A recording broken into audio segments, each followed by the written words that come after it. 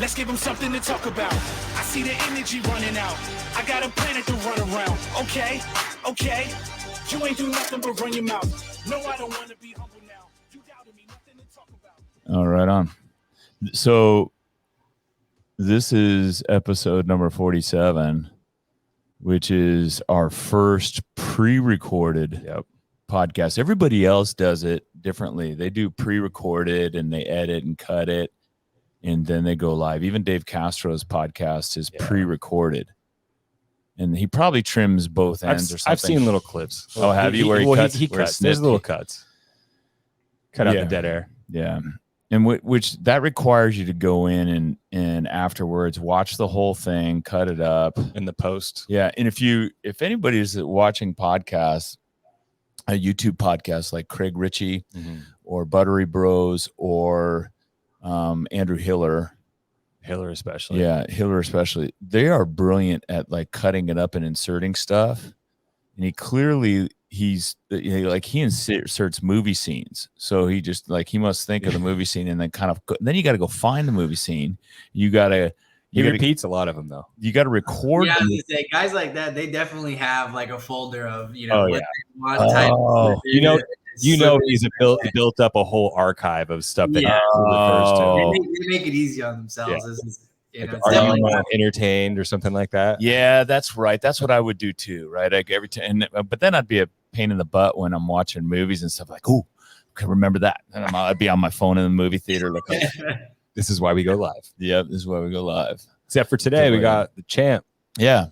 So we got Jeremie Jourdan here today, and Jeremie Jourdan's coach, and Isaiah at CrossFit Turlock, which I'm actually glad about because Jamie and I were having a discussion about you, Isaiah, before we got on, and we were thinking about all the questions we were going to ask Jeremie about you, and now we got you directly, so we can ask you directly. Source. No, I'm just kidding. I don't know what he'll say sometimes. But congratulations, Jeremie. So Jeremie, congrats. Yeah. Thank you. Huge accomplishment. Yeah.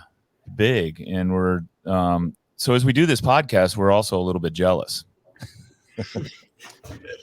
Well, seriously, because Diablo's been around since 2005. And I don't know how many in our community are going to listen to this. We've had some teens start to get interested. Yeah, we had a few teens that qualified I've always wanted to get a teen to the games. And we've had a couple that have made it to the quarterfinals and tried to make it to the semifinals. It's just hard getting them interested. But CrossFit Turlock got the jump on us. Thank you guys. Hey, at least you're representing out of California, That's awesome. Northern California. That's huge. So I think we actually had first heard of you guys' interest in it when you guys, I was talking to Jamie about it. When you did your teen throwdown teen trials. Yeah, the other team that I work with, Jeremie, he trains with us. Sorry. He trains with us. He actually did the competition for you guys. And so, I think his mom had said, his name's Luke Balgos, by the way. His mom had said, you guys had mentioned, underrepresentation. And then she's like, oh, we actually have somebody. And, it's obviously... That was so good. So I got up and I was giving a big motivational speech to all the teens. And so you remember you were there? Oh yeah. And she goes, and I said, it would be great out of Northern California. This is our attempt to kind of start the process of getting and building competitive teen athletes. So East Coast, there's a lot more competitions. Midwest, there's a lot more competitions, and that's primarily because they have crappy weather and the kids can't do anything else but CrossFit. Yeah. But out here we can do all kinds of stuff. And so, but it was his mom there that said that to me? Or no? Yes. It was Luke's mom. Yeah. Luke's mom. Yeah. Oh, we have someone in Northern California. Yeah. Damn. She called me out, which is great. That's cool. But anyway, so this was your first games, right, Jeremie? Yes. Okay. And last year, how'd you do? Where'd you end up last year? I didn't quite make it to semifinals. I think it was 45th. Okay. Finals. Yeah, but you were younger. You were young in your age group, so it was the first year of your age group, right? Yes. Are all the kids in your age group this year? Are they pretty much all 15 at the games? At the games, someone's at the games. Yeah, I think all of them were except one. Except one. Okay. Yeah. Okay. Yeah, and that holds true mostly for the older age groups as well. When you age up. And when you age up, the younger person It's the opposite. That's right. Yeah. We're at the other side of the spectrum. You don't want to say it's an advantage, but there's definitely an advantage. There's some of it an advantage. Yeah. Except for when you look at Susan Clark.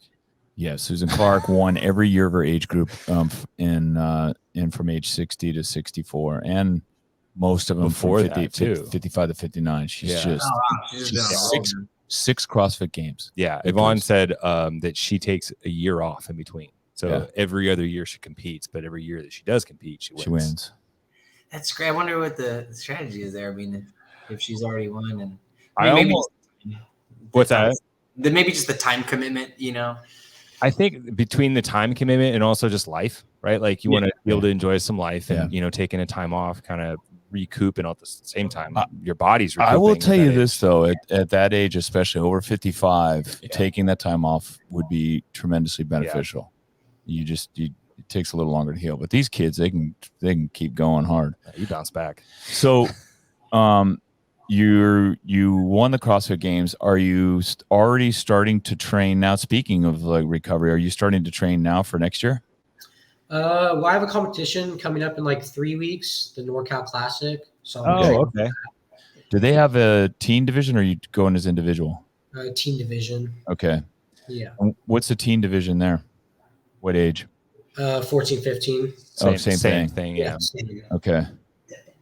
And well, that's cool. And do you know the other competitors that are going to that? Like Luke Valgos, he's doing it. And is he? Okay.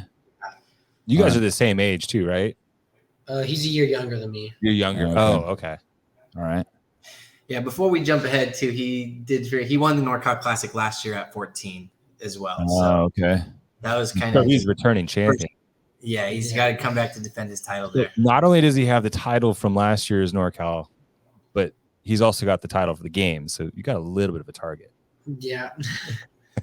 Yeah, that's awesome. Do you feel any extra pressure as a result? Now, like, do you feel like you have to win this? Yeah, I definitely want to win. I don't want to lose. You want to have fun, right? Yeah. You just know winning is the most fun. Don't put words in his mouth. I want to know. We talked about it a little bit at the game. Okay, I want to know the real story, because I know I did the NorCal Masters after. Okay, so I'm gonna. I'm gonna. You're also talking to a champ here. I'm gonna drop some. You know, I won the CrossFit Games in 2013. True story. But that was back when there's a lot less people. But anyway, and I was 50 years old. But I did the NorCal Masters, and I felt a tremendous amount of pressure. Like I did not. That was after you. It was after I won. I've done it before, but I also did it after, and I was like, oh, you can't, like, because you're kind of carrying that weight. I would imagine, right? Do you feel like you're carrying a weight now? Not really. Like for this competition, it's definitely just gonna be like a fun one for me. Like no stress really, because I know I'm gonna do pretty good. Like that's good. That's good. So what's your training regimen now? Like if 100%, if 100% was your like 3 weeks before the games, what percent of volume and intensity are you doing right now? Probably like 80, right? Okay. Yeah. Probably like 80. Okay. 70, 80. He had a full week off, and then first day back at the gym. Cool. Hey, go lighter on your percentage this week. No, I can do this weight. I did go lighter. Yeah. You know how it goes. It still was not too high, but then he actually just got sick, and so you could hear that he's a little congested. So. Right. Well, I'm sure your immune system is kind of coming down after just all of the stimulation of the games, and then sticking around and watching the games.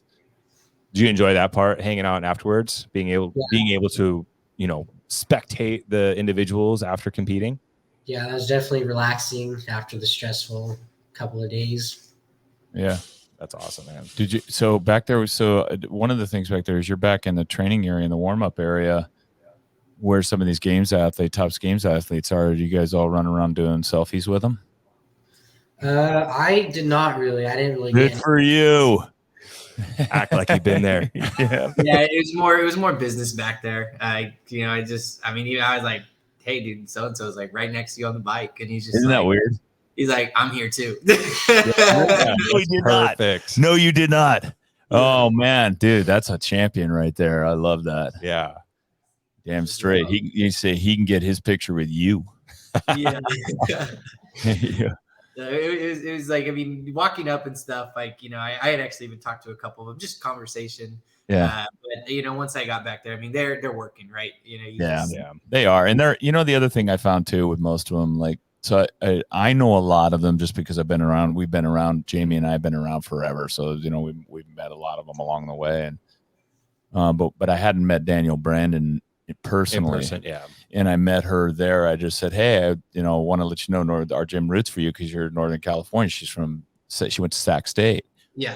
And she was so nice and so humble. And it was just, and then I thought about it. I'm like, well, she is just a CrossFitter at a gym, just like the rest of us. Yeah. You know, she happens to be really, really good at it and Instagram famous and all of that, but they're just CrossFitters.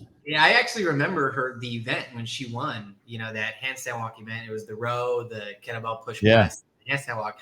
And, you know, I'm looking at all the major competitors. They're a super big fan of the sport at that time. And then, you know, I say Danielle Brown. I had no idea she was from Northern California. I think that night, didn't she get like a $10,000 or 10,000 person increase in her followers? Yes, they said. Yep. Yeah. It was like a huge jump. And so, yeah, I mean, they didn't really know much about her till then. One of our team coach back a few years ago when she first came onto the scene, she did NorCal Classic too. Yeah. And yeah, she did. Yeah, and he messaged me and he said, "Hey, we should try." And she's out of Sacramento State. She was a pole vaulter at Sacramento State. He goes, she's going to be good. You should try and bring her over to Diablo. And I never did. And now I kind of regret it because she was really cool. Yeah, and she's damn good and she's got a great personality. But anyway, what's the vocabulary supposed to be like on here, Craig? I mean, because You messed up pretty bad there. No, I'm just kidding. Oh, did I? Watch language, man. Oh, okay. Oh, sorry. No. I was gonna say, you know. No, got it. I was gonna say, yeah. Okay. Just for not taking her on, obviously. No, you didn't.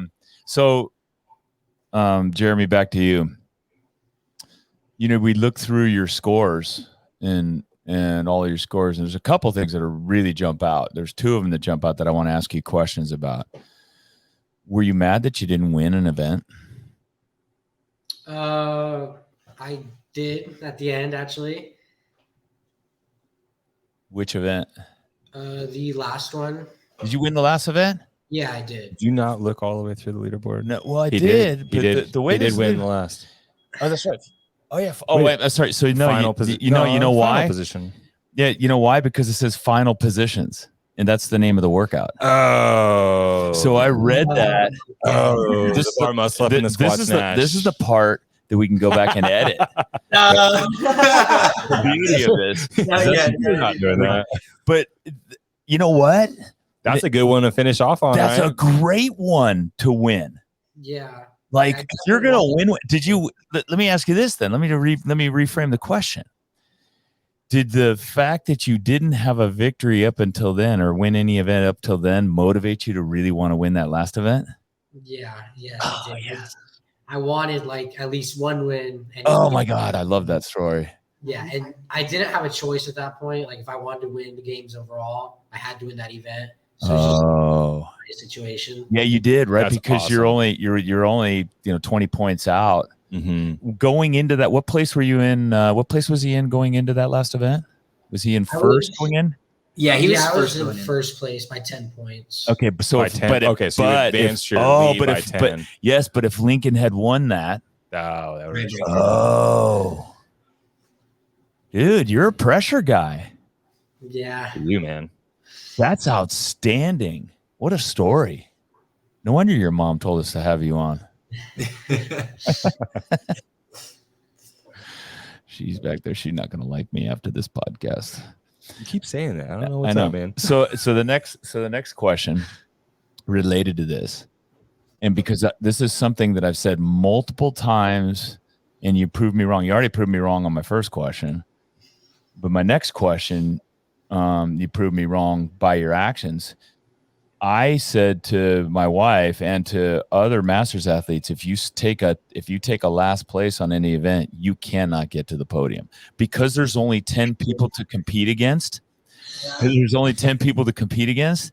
There's not enough workouts and room. Yeah, especially with the scoring system the way it is. Right? You need coaching. You're coaching. Can I touch on that real Yeah. quick? Yes, please. So we were having a conversation, and obviously Pat Vellner, right? Historically, has a terrible finish in the second, and I had told him, you can't take last place at the games and win. Like it's impossible. Like there's Did you? This is before. Exactly. So, but then Right. he goes and tells his mom after he takes last place in that event. Isaiah said, I can't win. I took last place. But that is not what I said. So then I'm like dealing with his mom staring at me. Why did you tell it? I'm like, no, this was like from a while ago. So then I had to change the story. Like, hey, no, it's different because there's 10-point gaps here, not just 4. And Right. That's right. That is That the difference maker. it caused me to lose a lot of sleep that night. That last Oh night. my That was gosh. I can imagine. Yeah. It, Dude, just, it wasn't reflective of his fitness. That was it. Yeah. It was a very tough. You hate to turn around and blame a situation or blame something else, but Yeah. when I look at the first place kid elbows bent the entire round, I'm like, you can't. Right. Win. Constantly varied standards. It's great. Well, but you make the point. Jeremy, you made the point that Jamie Lee makes to our athletes very often is you're going to get a bad judge at some point in time. You're going to get no rep. You're gonna get stymied by rules at some point in time in your competitive career, and you literally have to keep the blinders on and keep going.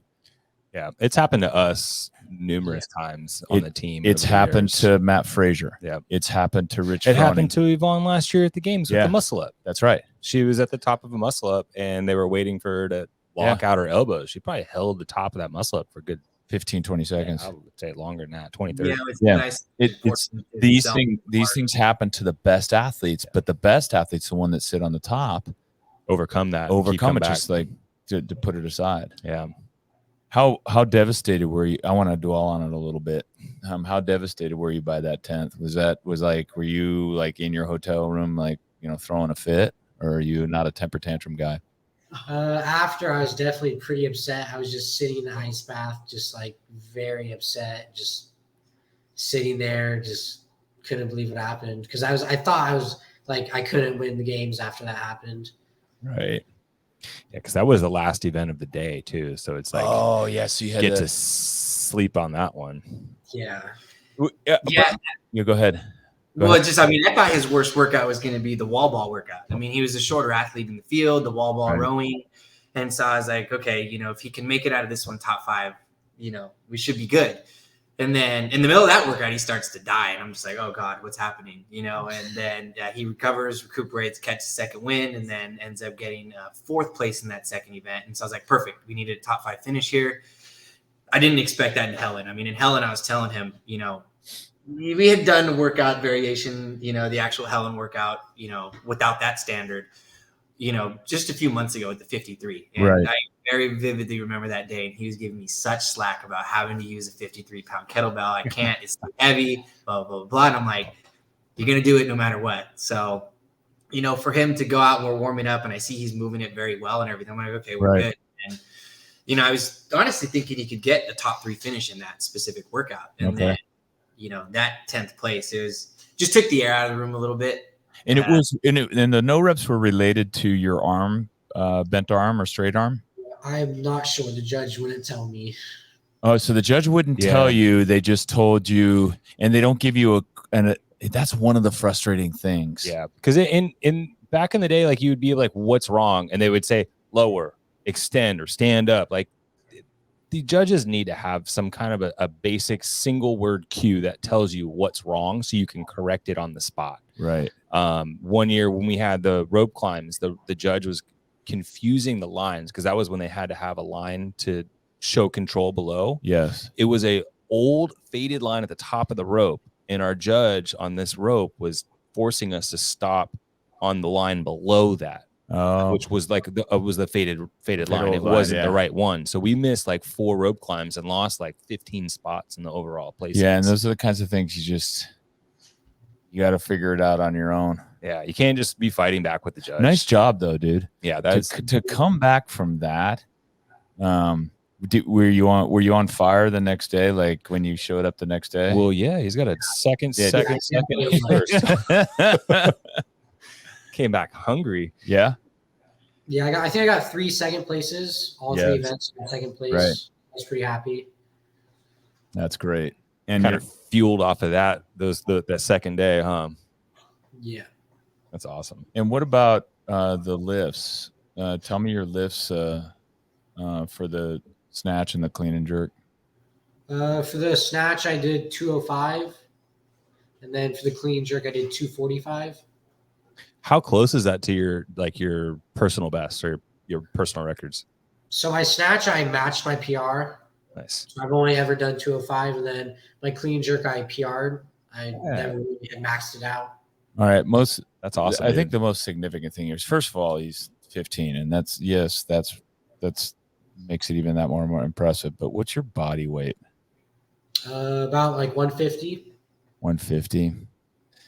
Damn, dude. What also is impressive is the fact that That's just a lot of people that's don't impressive. realize that, when you go into the games, you're not necessarily, it's not like you stand around a lot, right? Like you do your warm up in the main stage warm up area, and then you got to walk 600 meters to the next warm up station. And then it's like, you can re-warm up your lifts, and then you have to go out there, and then you only had 2 attempts per lift.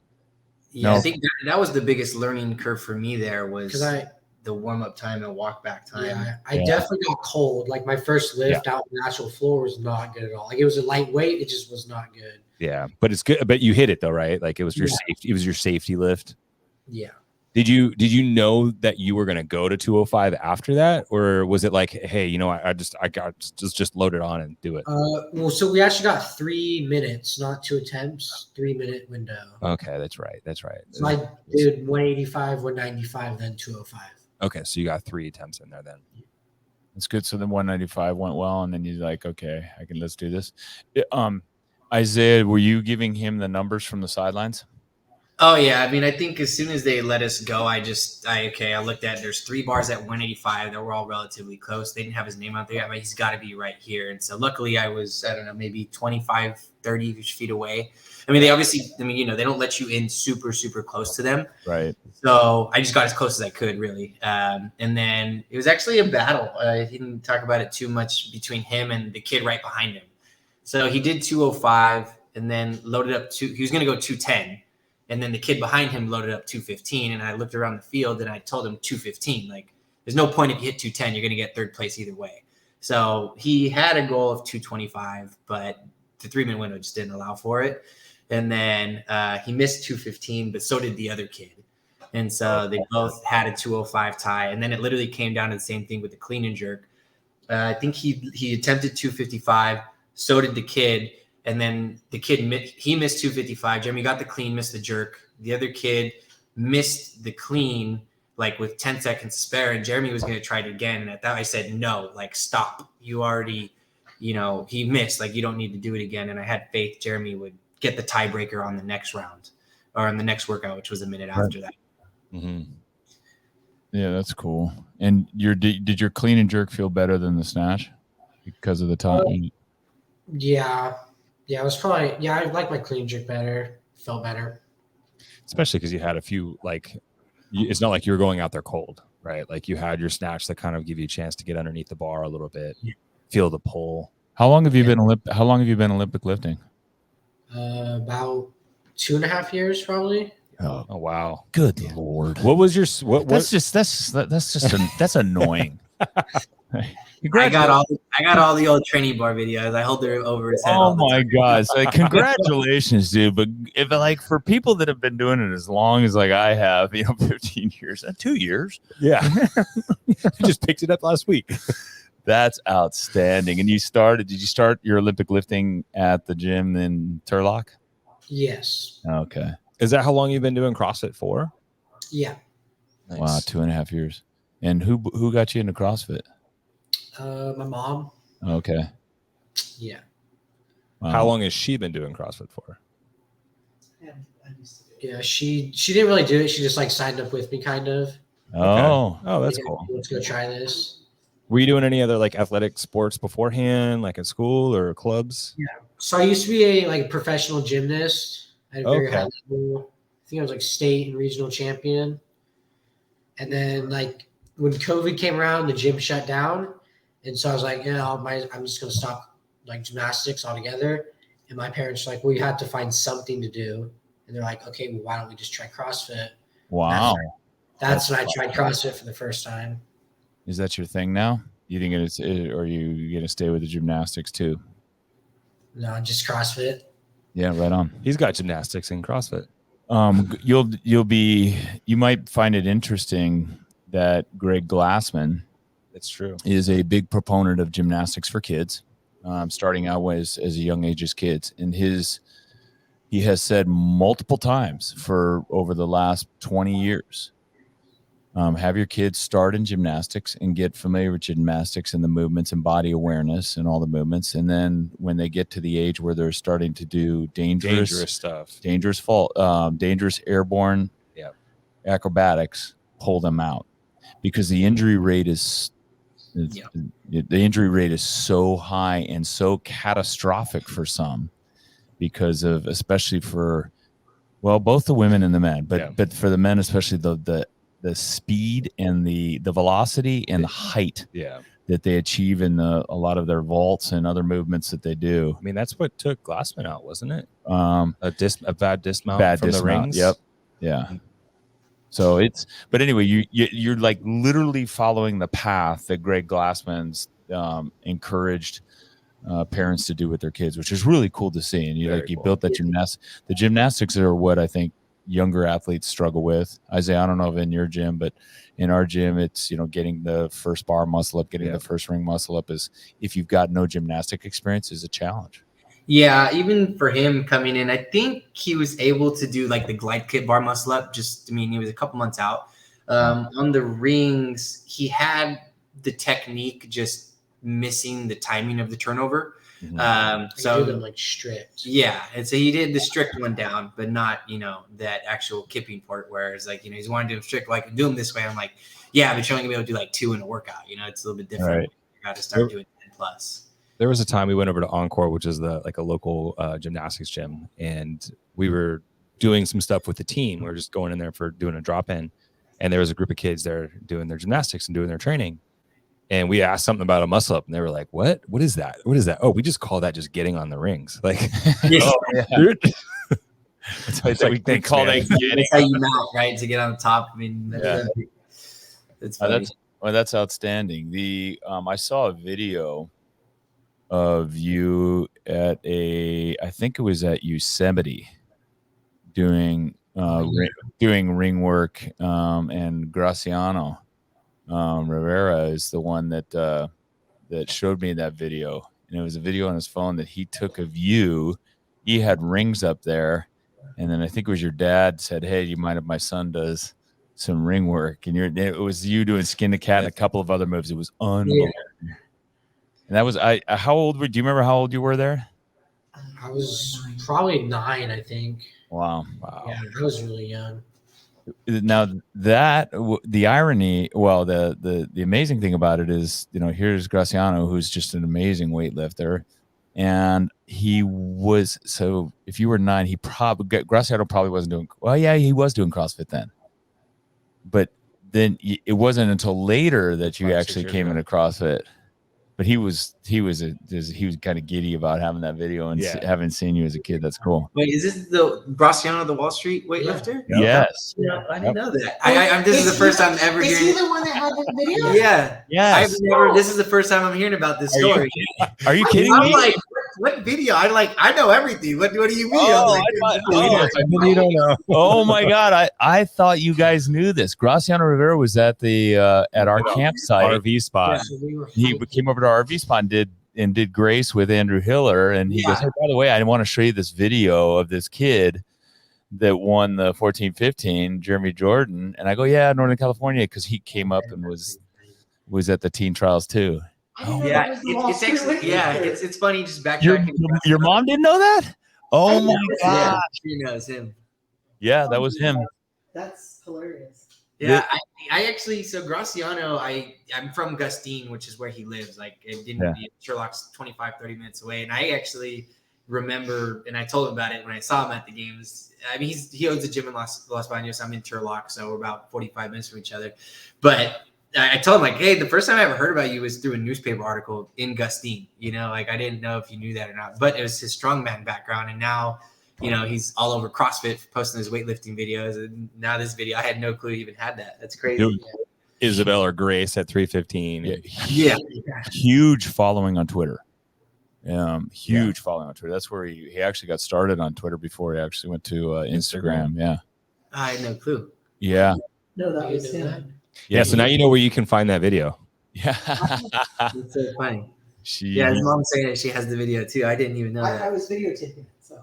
Yeah. Oh man, That's awesome. So going back to the leaderboard, just kind of reviewing your performance. But by the way, congratulations on the 5K. That was that was pretty impressive. Yeah, It's actually, Jamie, we don't even need that. I think it's all right. But the one I wanted to ask you about, because you have this whole background in gymnastics, yet somehow you took second place on the gymnastics chipper. Yeah.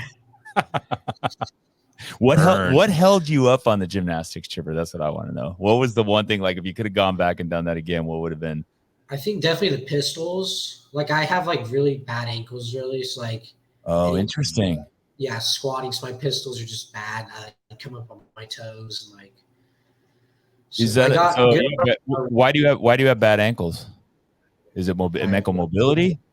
Yeah, ankle mobility. They're just super stiff. Like, I don't know. And we do a ton of banded, like, accessory work, foam, or not accessory, but like mobilization, foam rolling. And he's actually, I mean, going from the anatomical point to the bottom of his foot, he's got really good toe splay. So I don't know. It really blows my mind. And, you know, but it's just funny because watching him when he does his gymnastics, when we stretch, he's not flexible, believe it or not. He's good at gymnastics, but his flexibility is maybe at a 60%.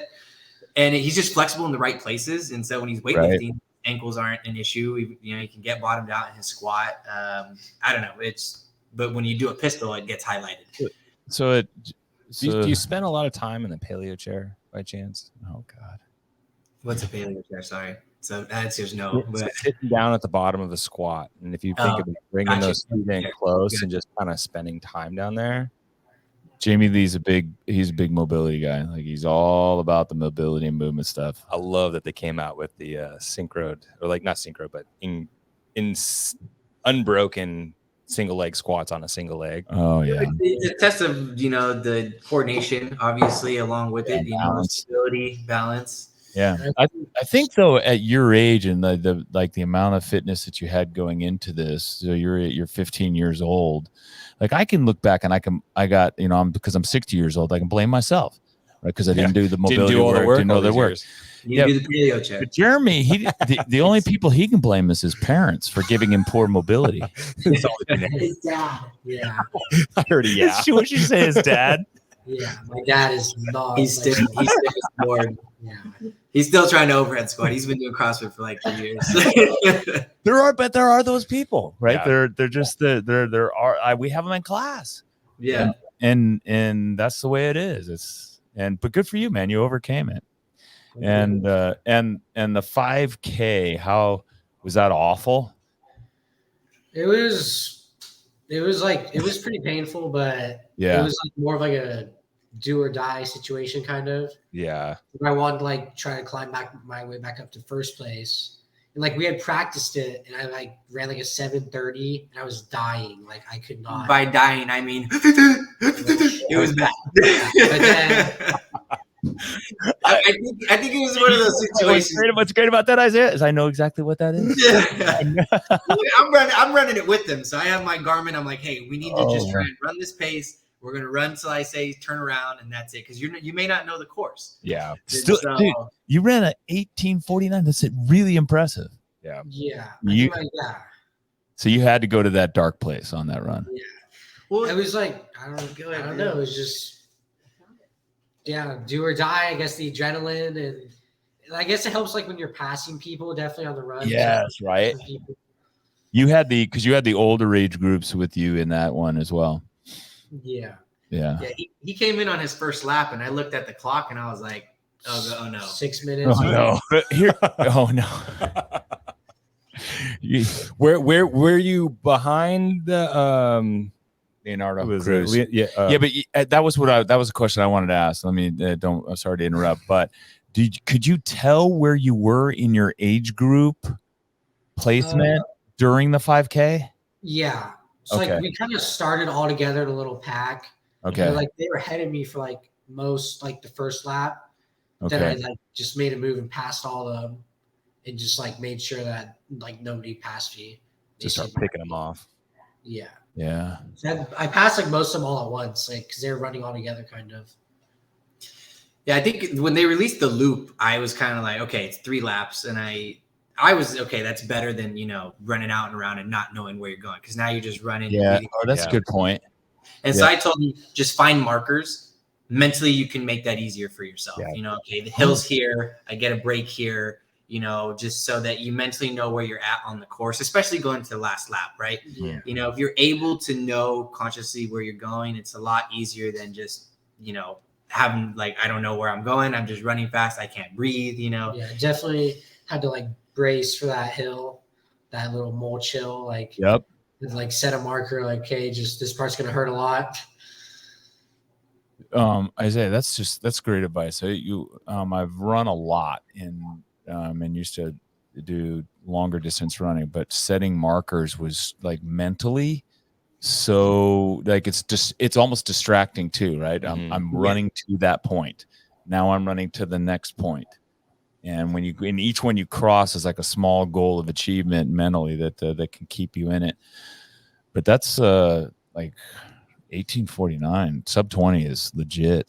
He was flying. Like I said, when he came in on that first lap, I was looking at his shoulders and I'm like, oh, that might've been too fast. Okay. Well, the other kids didn't look like they're breathing good either. Maybe the first lap got the best of him. And then the second lap, he had a little smile on his face and like, he's in first place. And I'm like, holy crap. Like he's got one more, like, I know the mental capability. He can hold on. And then, so then also I'm like now pointing out, okay, where's Lincoln? Cause I think going into the event, I got kind of nervous because I thought Jeremie was going to lose 10 points. Lincoln looked like the better runner, if you look at both of them next to each other. And so I just, once he came in, I'm like, oh my gosh, Lincoln's 6-7 kids behind. Like, this is huge. I think one kid passed him on the final lap. It was like right up the hill, like in the grass area. I saw him coming closer and closer, and I was like, oh, he's just going to take off.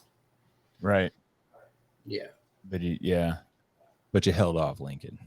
Yeah. Yeah, that's huge.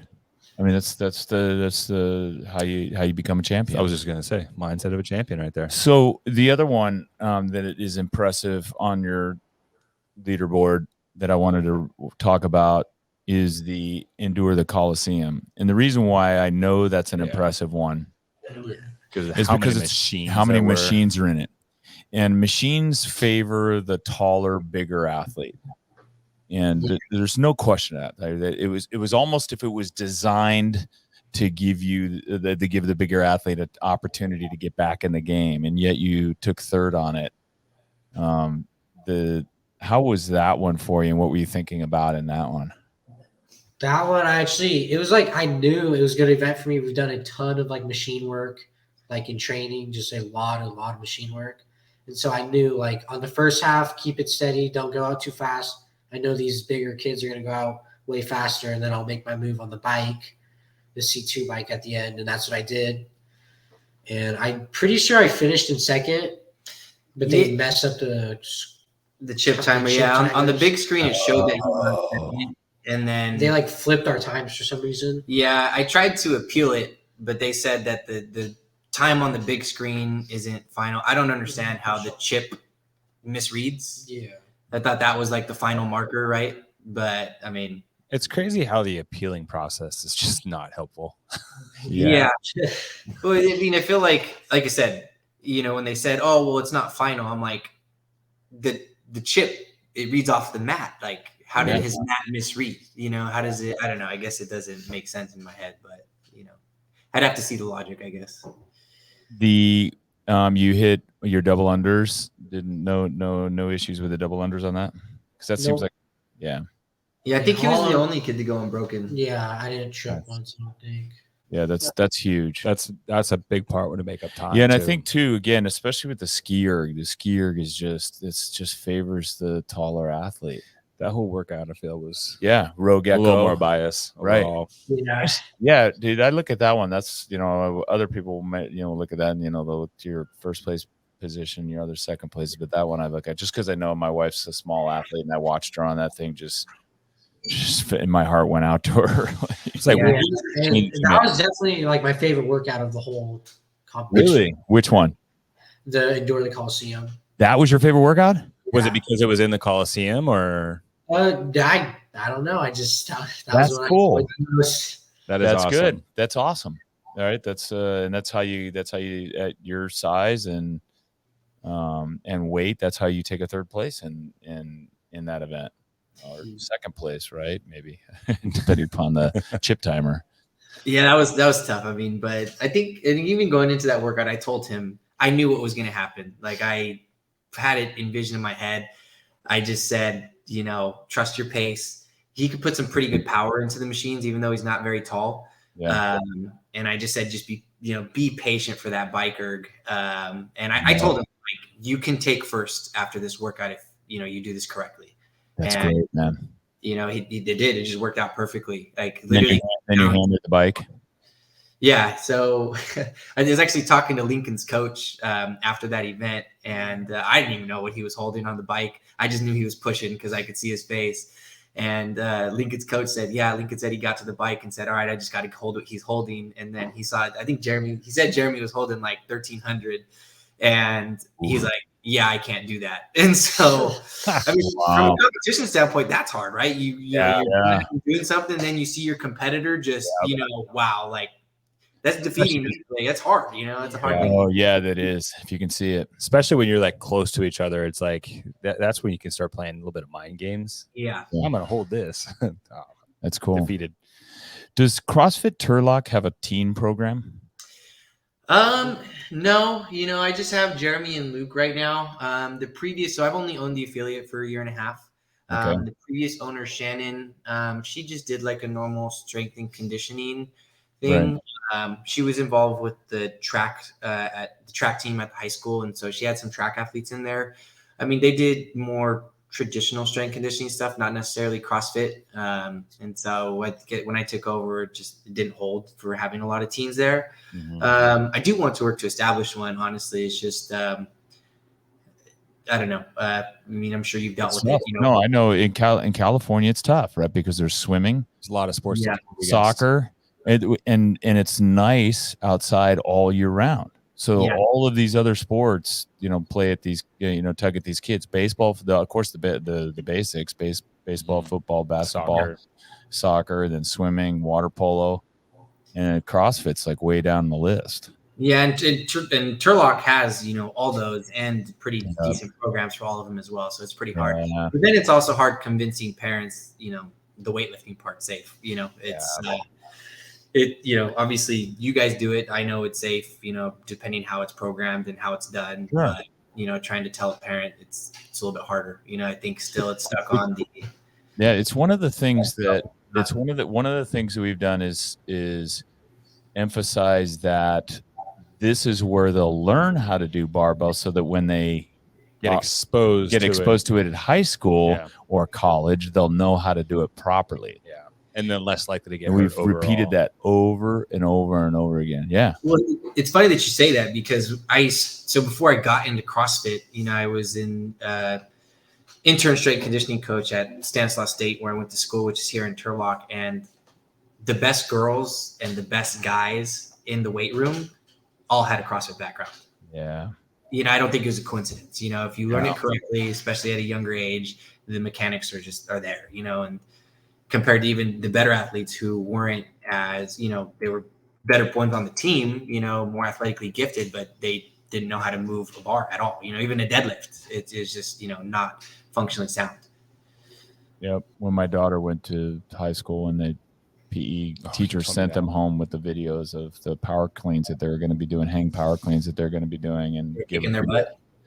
butt. And I saw the videos. And I'm like, oh my god, this is the instructional videos that the PE teachers are What putting they in. do the donkey kick. Oh, it was the reverse curl. Yeah. The big loop out. And I love the fact that they were teaching them power cleans. It just drove me absolutely crazy to watch how they were doing them. And I get it, but that's one of the things that I think CrossFit, well, if you were able to attend any of the affiliate functions there and Don Fall spoke, was the emphasis on education is going to become the one of the most important things for the growth of CrossFit in the future. Is encouraging coaches to get the level 1, level 2, level 3. We want to be the most educated coaching program of all of the fitness methodologies. So I think for the future, that's great. Do you see now that Jeremie has won and is getting a little bit of publicity in Turlock, that has anybody come to you, or have you guys attracted any athletes as a result of that? No, not yet. I mean, I did get a couple messages on Instagram asking, well, what do you do? One guy specifically was his son. He said, my son's a teen. He's 14. He he's been starting to come to the gym 3 times a week. How does Jeremie's, layout work? And I mean, going from the beginning, it was, he has to move properly, and so with the barbell, like I said, I have all his old training videos, and, when we look back or they pop up on the iPad, he tries to delete them, but I'm like, no. Good for you. Yeah. Great to look at those in the history too. So it really started with him, coming 30 minutes to an hour before class, just really focusing more on the weightlifting, do some more specific, skill capacity stuff, and then, just do the class. Sometimes I just have him skip the class lifting while he did his skill stuff and then do the Metcon. But for the most part, that was the simple structure of it. And then, as he's progressed, it's okay. We got to involve some more machines, as we're getting, gotten into the quarterfinals, semifinals, just more conditioning. That's why when after semifinals, he would think he took second at semifinals. I think it was third in quarterfinals, second at semifinals. I kind of just had laughed in my head a little bit because I'm like, he hasn't even started conditioning. We weren't even running on the track yet, doing any. And so that's why I think in the semifinals, his best workout was the rowing, shuttle runs, and double unders workout. And I was surprised. He's not big for the rower. And then, we didn't. I didn't think he did that well in the shuttle run. We did it. It was a little bit warmer, which affects it. Yeah, but he made a lot of ground on the double unders and just his efficiency. Which even going into that and doing the Coliseum event, we didn't do double unders for a month, because we were doing single double under. Yeah, we did single crossovers, crossover, because that's what we were expecting, But it's one of those things. If you have the skill, it doesn't go away. Yeah, it's like riding a bike essentially. Yeah. So you've been basically class fit up until the Open, essentially.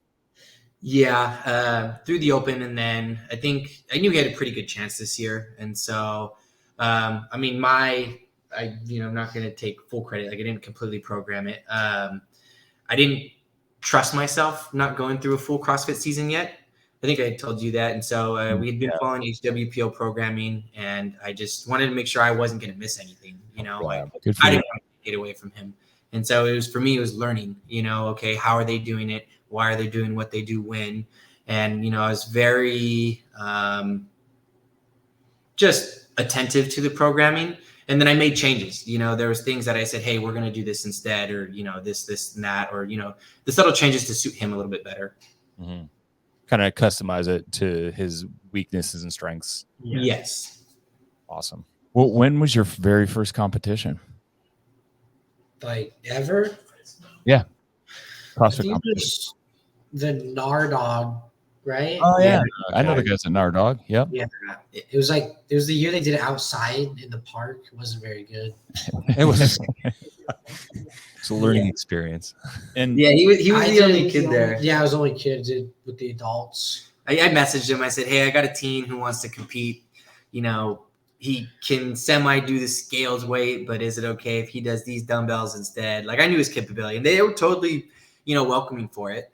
And so, he's going against the adults, which was a push. And even then, the people were fascinated, obviously, that he was going out there and, definitely giving him a lot of attention. Jeremie, did after that, is it something that you said, man, I really like competing? And like, how did you decide you wanted to even compete in CrossFit? Something you like to do?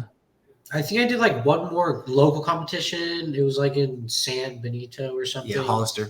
Yeah, Hollister. I know where that is, dude. You're like Festivus or something like that, probably. Scaled all the weights and like then I was like, okay, I'll like try to do some more competitions, like the NorCal Classic, maybe like a bigger one. Okay. And then you did the NorCal Classic last year, which was in August. Well, no, you must have, that was 2 years ago. 2 years ago is when you won the NorCal Classic, right? No, it was last year. Last year. Last year was the first time they're at Lake Potomac. All right, but you didn't make the games. Last year you almost made it to semifinals, and you decided to do NorCal Classic. Yeah. Would you say that the NorCal Classic, winning the NorCal Classic, was kind of your hook in the beginning of your real competition career? Yeah, I'd say it was definitely like letting me know like I can actually be good in this sport. Gets $1,000, it's big time. Oh money. yeah, that's cool. Paycheck. Yep. Could get a couple workouts in. You can almost get a new iPhone. Right. And then let me ask you this, because it's a question that I know a lot of people are going to have. It's like, do you see yourself continuing to compete in the 16, 17, and then maybe after that as an individual? Yeah, I definitely like see myself doing 16, 17, and then like probably taking a break from 18 to 22 or go to college maybe, and then definitely keep working out still, and then definitely trying to get back to the games as an individual. Wow. Good for you. That's awesome. That's great. I love that. Yeah. Like the model kid. I feel like your mom's back there with like cue cards telling you. No, she's back here, but she's looking. You will be going to school from 18 to 22. That's outstanding, man. That's a great attitude. And there is, obviously, we've seen in social media and in the CrossFit news that the impact of going from teens directly into competing at the highest level is mentally taxing and physically taxing. There's been some injuries as a result that have affected some of these athletes, especially on the female side. I like to think of it. It's like what Susan Clark's doing, right? Every other year, kind of taking some time off. And in this situation, it's almost like you're periodizing your life. Well, we've seen athletes take a year off and come back and do really well. Annie Thorstadter did, Sam Briggs did, and a number of others did. Kara Webb did. Yeah. And it's definitely just don't want to get burnt out. Right. And it's easy to do with this. Yeah. Especially now that you've got the target, right? They're going to be coming after you essentially to take you off the podium. But, it's going to be good to keep your head on straight to, look at the bigger picture and your overall health around that. So huge props there. Do you have any more questions? No. Well, I'm really stoked that when you're representing Northern California, and I'll be honest with you, Northern California is where all this started. And this is something I said at the teen trials, and it's really is, it kind of tears at me a little bit. And Jamie too, we talk about this, that in the CrossFit Games itself, like there's no one representing the Northern California crew, like and where it all began. And it used to be, we used to be there. Our teams would be there. The Northern California teams, Northern California athletes would be there because this is where it started. And so it's a real pleasure to know that we've got someone, and we're rooting for you. Our gym will be rooting for you. Yeah. And so we're excited to see what the future holds for you. Yeah. Look forward to watching you out in NorCal Classic too. Yeah. Yeah, that's awesome. We'll have some athletes out there. We'll probably see you out there. Yeah. Cool. So, well, thank you guys. We appreciate the time. Thank you. Being on here is all ours. Yeah. Yeah. This is awesome. Thank you so much for coming on, and thank your mom for reaching out to you. Pestering me because I'm bad at scheduling and stuff. So she was helpful in making this happen. So thank you. Right on, you guys. Let me. Thank you guys. We'll see you in Hang on a second. And record.